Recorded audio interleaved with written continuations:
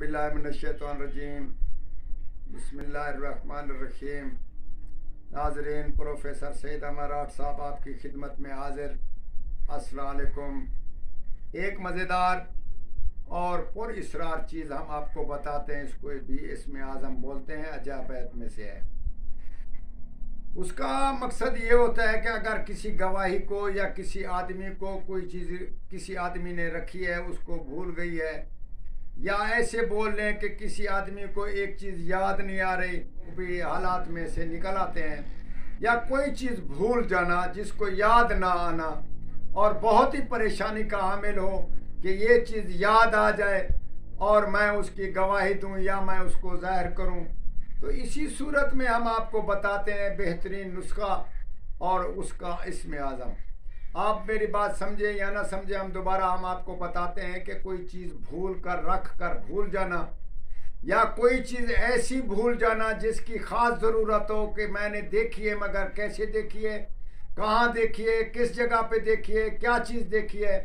तो ऐसी सूरत में ऐसी चीज़ें जो भूल जाएं और तुमको याद ना आए, तो इसी सूरत में हम आपको बताते हैं कि इस इस्म को आप तकरीबन 99 दफ़ा पढ़कर रोज़ाना सोया करें और 99 दफ़ा पढ़कर आप उसको दम करके आप पीकर सो जाया करेंगे। इंशाअल्लाह ताला कुछ ही दिनों में आपको वो चीज़ याद आ जाएगी, आपको वो गवाही याद आ जाएगी, या कोई चीज़ आपने रखी है, ये सुनी है, ये देखी है, तो बिल्कुल आपको याद आ जाएगी। ऐसे याद आएगी कि जैसे मैं आज देख रहा हूँ।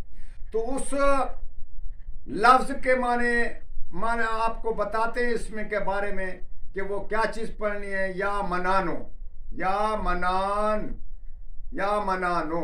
तो इसी तरकीब से आपने 99 दफ़ा हर रोज़ रात को पढ़कर सोना है और सुबह को पढ़कर उसको पीना है। तो इसी तरतीब में इंशाअल्लाह ताला आपको ज़रूर बिल ज़रूर वो जो आपको भूल गई है या इल्म भूल गया या कोई चीज़ भूल गई, वो ज़रूर याद आएगा और उससे आप फ़ायदा करें, फ़ायदा हासिल करें और दूसरों को भी बताएं, हमें भी याद करें। वस्सलाम।